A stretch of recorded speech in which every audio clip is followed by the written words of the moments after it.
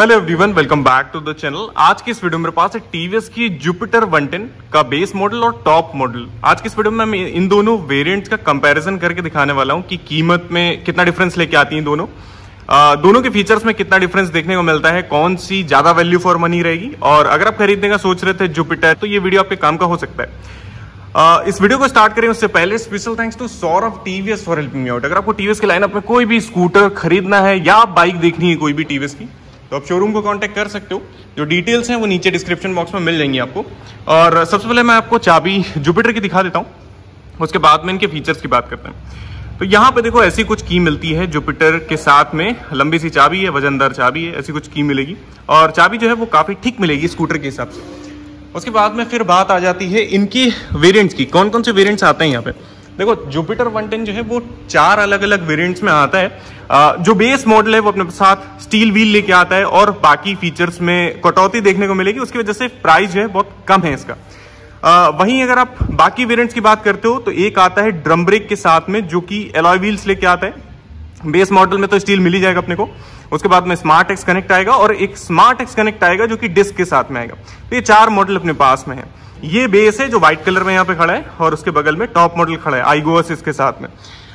Design wise अगर आप देखोगे फ्रंट से तो आपको बहुत ज्यादा डिफरेंस देखने को नहीं मिलेगा, थोड़े से डिफरेंसेस हैं, बाकी सिमिलर लगता है। मतलब बेस मॉडल और टॉप मॉडल में बहुत ज्यादा डिजाइन में सिमिलैरिटी है। यहाँ पे आप देख सकते हो कि जो बेस मॉडल है वो अपने पास एलईडी हेडलैम्प का यूनिट लेके आएगा। अगर आप एक्टिवा वगैरह से कंपेयर करते हो तो एक्टिवा के बेस मॉडल में अपने पास हैलोजन लाइट आती है, बट यहाँ पे आपको बेस मॉडल से ही एलईडी मिल जाएगी। तो इस तरह का डीआरएल है, इस तरह का एलईडी हेडलैम्प यूनिट है, रिफ्लेक्टर बेस्ड। और ये ब्लैक ट्रीटमेंट यहाँ पे देख सकते हो। कलर ऑप्शन मेरे पास बेस मॉडल में 2 हैं, जैसे कि यहाँ पे व्हाइट है और ग्रे भी मिल जाएगा आपको। ग्लॉसी व्हाइट जो है वो आप यहाँ पे देख रहे हो अपनी स्क्रीन पे, और नंबर प्लेट का सेटअप, लोगो वगैरह ये सब चीजें जो है वो इस तरह की मिलेंगी। तो ऐसा कुछ फ्रंट इसका होने वाला है। अब यहाँ पे एक छोटा सा डिफरेंस आ जाता है फ्रंट में, जैसे कि आप यहाँ पे देखोगे जो अपने पास बेस मॉडल है, बेस मॉडल में अपने पास डीआरएल नहीं आता, तो फ्रंट में डीआरएल नहीं देखने को मिलेगा। और जो इंडिकेटर्स हैं वो बल्ब टाइप मिल जाते हैं। इसको अगर ऑन करें अपन लोग इंडिकेटर्स को, तो यहाँ पे आप देख पाओगे कि इस तरह के इंडिकेटर्स अपने को बल्ब टाइप वाले मिलेंगे। तो येलो लाइट कुछ यहाँ पे साइड में देखने को मिलेगी इंडिकेटर्स में। और यहाँ पे जब टॉप मॉडल की तरफ आते हो आप, या फिर आप सेकेंड टॉप मॉडल देखते हो, तो उन दोनों ही मॉडल्स में अपने पास में डीआरएल है। इसको अगर आप ऑन करोगे तो एक तो दिखने में अच्छा लगता है और थोड़ा सा प्रीमियम लुक भी आता है। थोड़ा सा मतलब इलेक्ट्रिक स्कूटर जैसा लुक जो है वो यहाँ पे मिलेगा कुछ। बाकी इंडिकेटर की प्लेसमेंट इसी में है। और इसमें एक और फीचर है, जैसे कि अगर आप यहाँ पे ये जो इंडिकेटर वाला स्विच है इसको 3 सेकंड तक प्रेस एंड होल्ड करते हो, तो यहाँ पे आपको हजार्ड लाइट जो है वो देखने को मिलेगा। यहाँ पे देख सकते हो हजार्ड लाइट जो है वो ऑन हो गई है। तो ये हजार्ड लाइट वाला जो सिस्टम है ये सिर्फ टॉप मॉडल में है और सेकंड टॉप में, बाकी लोअर मॉडल में ये फीचर नहीं आता। तो ये एक छोटा सा डिफरेंस आपको यहाँ पे देखने को मिल जाता है। उसके बाद में अपने पास में कई और चीजें हैं, जैसे कि इधर पे आप देखोगे स्मार्ट एक्स कनेक्ट का ये स्टिकर लगा हुआ है। तो इसमें ब्लूटूथ के फीचर्स आते हैं, मीटर बहुत डिफरेंट आता है जो कि बेस मॉडल में आपको नहीं मिलता। तो वहां पे भी थोड़ा बहुत डिफरेंसेस देखने को मिलेंगे। और जैसे बिल्ड क्वालिटी है, बिल्ड क्वालिटी में कोई फर्क नहीं है, उसी तरह का प्लास्टिक, उसी तरह का मेटल जो है वो यूज किया हुआ दिखता है हर एक मतलब मॉडल में, तो वहां कोई डिफरेंस नहीं है। फिर उसके बाद में फेंडर आप देख सकते हो उस तरह का, यहाँ पे मेटल में ये फेंडर मिलेगा। पियानो ब्लैक नीचे दे रखा है और टेलीस्कोपिक सस्पेंशन है। ये स्टील व्हील जो है वो बेस मॉडल का पार्ट है, तो ये आपको यहाँ पे मिल जाएगा। ड्रम ब्रेक के साथ में आएगा, तो ड्रम ब्रेक 130 mm की ड्रम है फ्रंट में और रियर में भी ड्रम है। बाकी कॉम्बी ब्रेक सिस्टम जो है वो तो मिल ही जाता है। तो ये चीजें हैं। टायर्स यहाँ पे टीवीएस की तरफ से लगे हुए हैं और फ्रंट में सेक्शन दिया है 90/90 12, तो 12 इंच का व्हील फ्रंट और रियर दोनों जगह मिलता है। ये सब चीजें जो है जुपिटर के मतलब जुपिटर में अगर आप देखते हो तो सही है कि व्हील साइज जो है वो अच्छा है। फ्रंट में भी 12 इंच मिलता है, रियर में भी, और हर एक मॉडल में वहां पे कोई कॉस्ट कटिंग नहीं है इन सब चीजों में। टॉप मॉडल में अगर आप देखते हो फेंडर वगैरह सब वही है, मेटल वेटल में ये सब चीजें। कलर ऑप्शन थोड़े से खुल जाते हैं यहाँ पे, जैसे कि ये ब्लू देख सकते हो आप अपनी स्क्रीन पे, और एक ब्लू का एक अलग सा शेड आता है। ये मैट में है, दिखने में अच्छा लग रहा है थोड़ा सा। अगर आप असल में देखोगे तो थोड़ा सा आपको ग्रीनिश टोन के साथ में दिखेगा। स्क्रीन में अगर आप देखोगे तो थोड़ा सा अलग सा ब्लू लग रहा है ये। यहाँ पे देख सकते हो अपने पास में एलॉय व्हील्स हैं और ट्यूबलेस टायर तो हर एक मॉडल में, वहां कोई दिक्कत नहीं आपको। बाकी व्हील साइज सेम ही है। टेलीस्कोपिक सस्पेंशन और ये डिस्क आ जाएगी, ये सिर्फ और सिर्फ टॉप मॉडल का पार्ट है। तो पेडल डिस्क आपको यहाँ पे मिलती है और पीछे ड्रम अपने पास में मिलेगा। बाकी कॉम्बी ब्रेकिंग सिस्टम वो सब चीज़ें सेम ही है। तो उसकी वजह से वेट में भी थोड़ा बहुत डिफरेंस देखने को मिलेगा अपने को। मतलब वहाँ पे स्टील आता है बट मतलब डिस्क नहीं है, बट यहाँ पे डिस्क आएगा, कैलिपर आएगा, तो थोड़ा सा वेट का डिफरेंस जो है वो देखने को मिलता है आपको, बट वो ना के बराबर ही। सेंटर में लोगो वगैरह आप देख सकते हो यहाँ पे 3D में है। ये पहले पुरानी वाली टीवीएस में नहीं आता था, सॉरी जुपिटर में नहीं आता था। वहाँ पे अपने पास में टीवीएस की बैजिंग आया करती थी, बट यहाँ पे लोगो ऐड किया है जो कि अच्छा लग रहा है दिखने में। इधर पे एक स्टिकर आप देख सकते हो टीवीएस आईगो असिस्ट का। तो ये जो मॉडल है टॉप वाला और सेकंड टॉप जो है वो हाइब्रिड टेक्नोलॉजी के साथ में आते हैं, और लोअर मॉडल जो है वो सिंपल नॉन हाइब्रिड मॉडल जो है होने वाला है। तो ये चीजें हैं। साइड का लुक मैं आपको एक बार दिखाता हूँ। साइड का लुक में ये देखो ऐसी कुछ लगती है, फैमिली टाइप स्कूटर है तो वैसा कुछ डिजाइन है, बट एक्टिवा से या बाकी से कंपेयर करोगे तो थोड़ा बहुत मतलब डिफरेंट लगती है, काफी डिफरेंट लगती है। और जैसे पुरानी वाली जुपिटर अगर आप देखोगे तो साइड से कुछ कुछ आपको उसी तरह की देखने को मिलेगी, बट फ्रंट से और रियर से जो डिजाइन है वो काफी हद तक डिफरेंट है।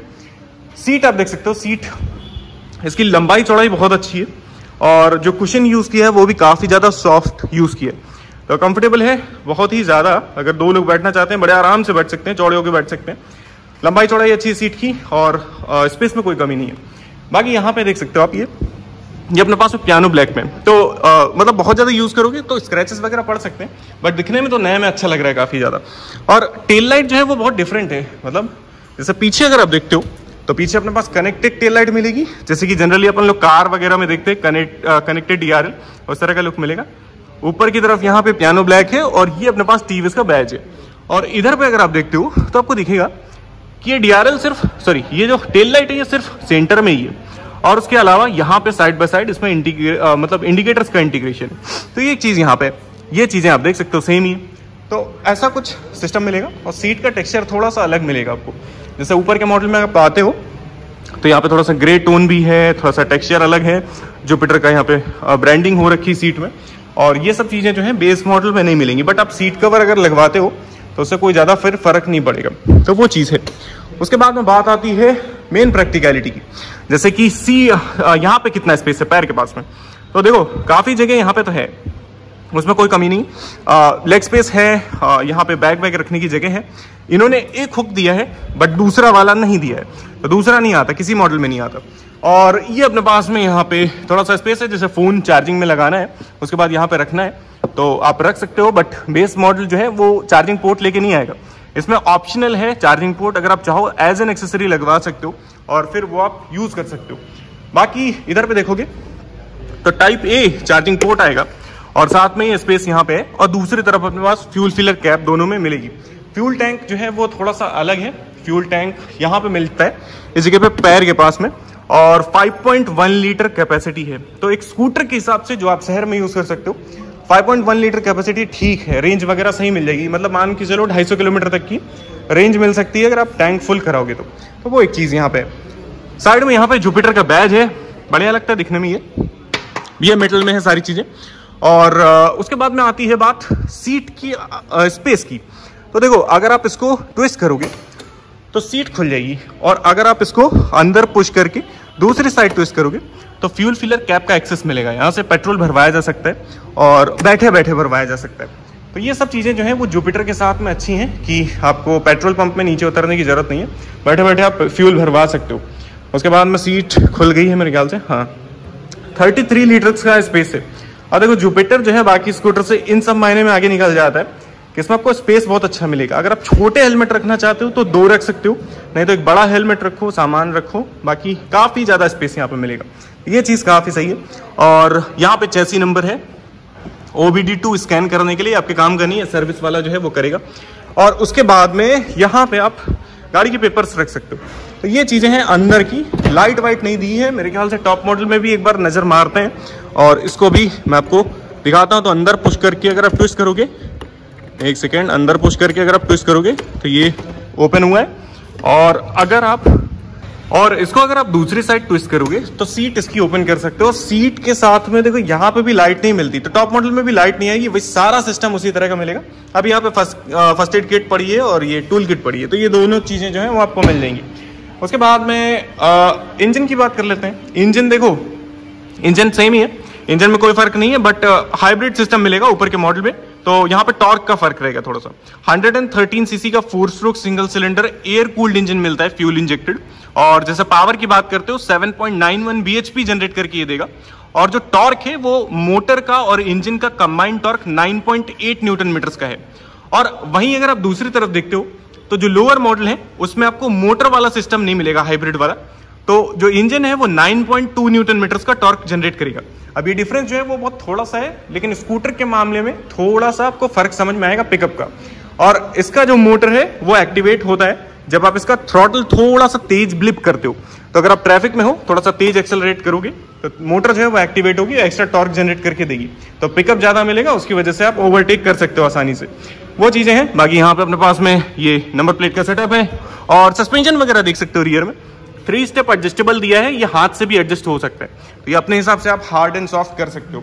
और जैसे किक वगैरह की बात आती है तो टॉप मॉडल में किक नहीं है यहाँ पे। लोअर मॉडल जो है वो सारे तीनों के तीनों किक लेके आएंगे, तो किक और सेल्फ दोनों चीजें मिलेंगी। और उसके बाद में मैं आपको एग्जॉस्ट दिखाता हूँ। ऐसा कुछ एग्जॉस्ट है जिसमें क्रोम की प्लेट यहाँ पे है। और जैसे इसको अगर आप स्टार्ट करोगे तो साउंड मैं आपको एक बार सुनाता हूँ। इसमें आपको साइलेंट स्टार्ट मिल जाता है और ऐसा कुछ साउंड मिलता है यहाँ पर।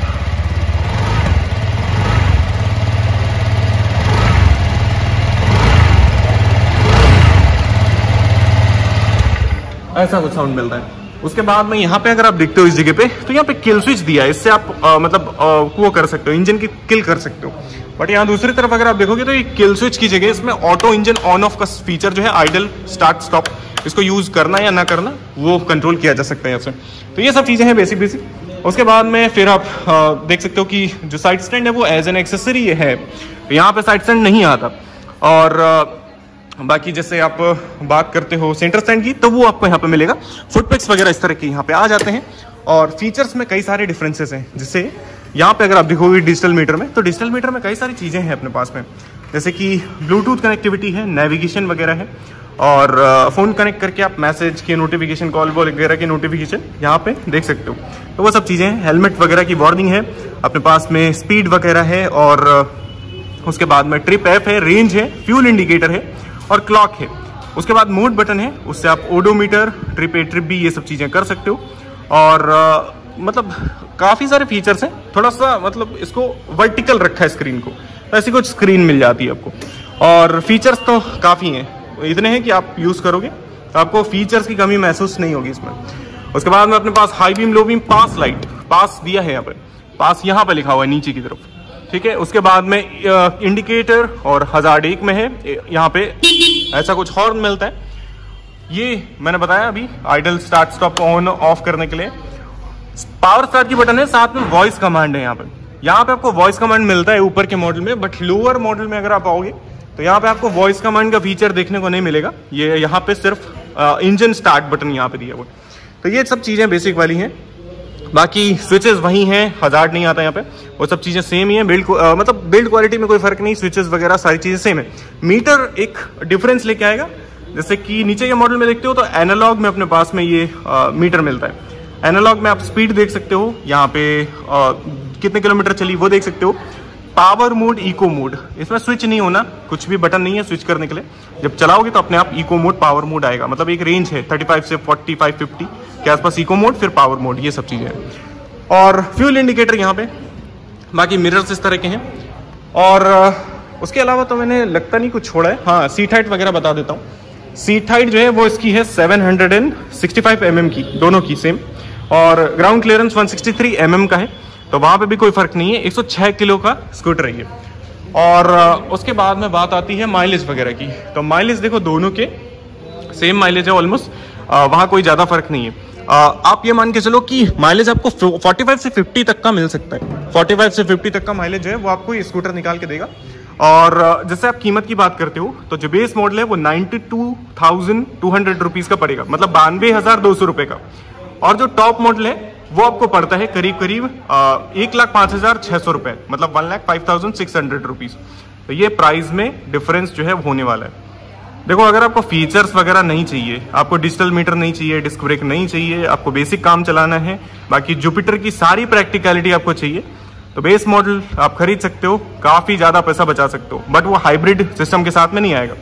और जैसे आपको अगर फीचर्स वगैरह चाहिए, डिस्क ब्रेक वगैरह खरीदना है, सेफ्टी ब्रेकिंग में ज़्यादा चाहिए, तो वो सब चीज़ें अगर चाहिए तो आप ज़्यादा खर्चा करके जुपिटर का टॉप मॉडल खरीद सकते हो, वरना बीच की 2 मॉडल और आते हैं, उनमें से कहीं जाके सेटल हो सकते हो। तो ये सब चीज़ें हैं टीवीएस की जुपिटर 110 के बारे में। और बाकी इन दोनों में से आपको कौन सा मॉडल ज़्यादा सही लग रहा है कमेंट सेक्शन में लिख के बता सकते हो। और वीडियो में कुछ भी पसंद नापसंद आया है या कोई सवाल है या कोई राय है, वो भी आप लिख सकते हो। आज का ये वीडियो अपन लोग यहीं तक रखेंगे। I hope you like the video and thanks for watching.